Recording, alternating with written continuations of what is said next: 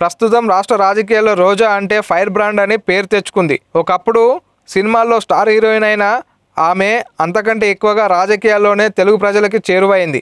మొదట్లో తెలుగుదేశంలో ఉన్న తర్వాత ఏవో కారణాల వల్ల ఆ పార్టీని విడిచి వైసీపీలో చేరిన రోజా గత కొన్నేళ్లుగా సీనియర్ నాయకులను గాలి ముద్దుకృష్ణమనాయుడు మీద గెలిచి సూపర్ అనిపించుకుంది.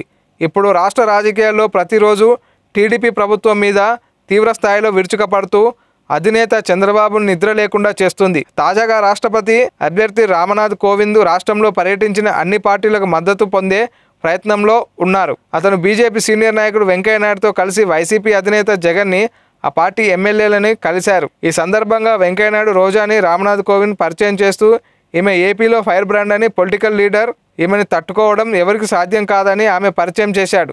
అయితే వెంకయ్యనాయుడు మాటలకు రోజా మాత్రం ఒక్కసారిగా సంతోషంగా పొంగిపోయింది.